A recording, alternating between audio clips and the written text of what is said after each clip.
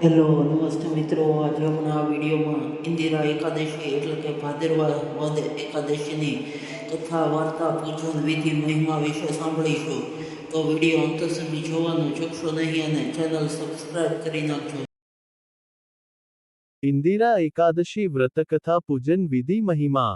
ધર્મરાજા પૂછે છે, હે ભગવન મધુસૂદન, આપ પ્રસન્ન થઈ મને ભાદરવા કૃષ્ણ પક્ષની એકાદશી નામ કહો.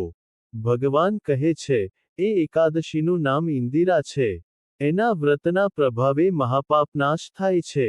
અર્ધગતિએ ગયેલા પિતાઓને ઉત્તમ ગતિ આપે છે, માટે પાપહરણ કરવાવાળી એકાદશીની કથા કહું છું. જે સાંભળવાથી વાજપેય યજ્ઞનું ફળ મળે છે. પૂર્વે સત્યયુગમાં સકળ શત્રુનો નાશ કરવાવાળા ઇદ્રસેન નામે રાજા હતો. તે મહિષ્મતી નગરીમાં રહી મહાધર્મપૂર્વક રાજ્યનું પાલન કરતો હતો. તે રાજા ધન ઇત્યાદિ સંપત્તિ તથા પુત્રપૌત્રાદિ સંપત્તિથી સંપન્ન હતા. તે વિષ્ણુ ભગવાનનું નામ સ્મરણ કરી કાળ વ્યતીત કરતો.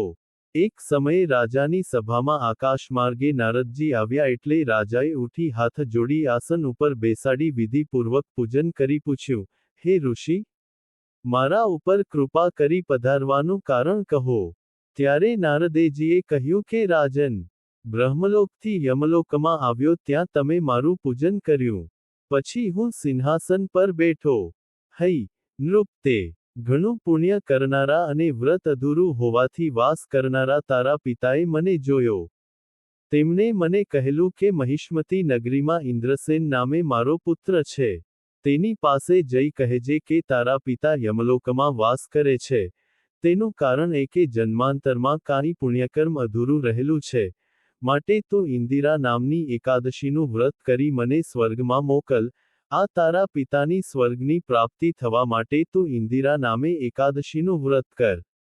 આ વ્રતના હિતકાર વિધિ હું તમને કહું છું તે શ્રવણ કર. ભાદરવા કૃષ્ણ દશમી પ્રાપ્ત થાય ત્યારે શ્રદ્ધાયુક્ત તત્કરણે પ્રાતઃ સ્નાન કરવું. પછી મધ્ય વેળાએ ગામ બહારના જળથી સ્નાન કરવું. ભક્તિપુરસર પિતૃ તૃપ્ત થવા માટે શ્રાદ્ધ કરવું.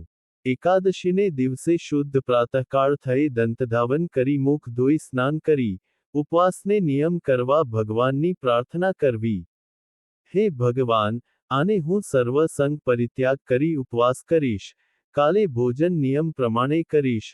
મધ્યાહ્નકાળે શાલિગ્રામની સામે વિધિથી શ્રાદ્ધ કરવું અને બ્રાહ્મણો જમાડી દક્ષિણા આપવી. પછી પિતૃશેષ રહેલા અન્નને ગાયને ખવડાવવું અને ધૂપ દીપ ઉપચારથી ભગવાનનું પૂજન કરી રાત્રે જાગરણ કરવું.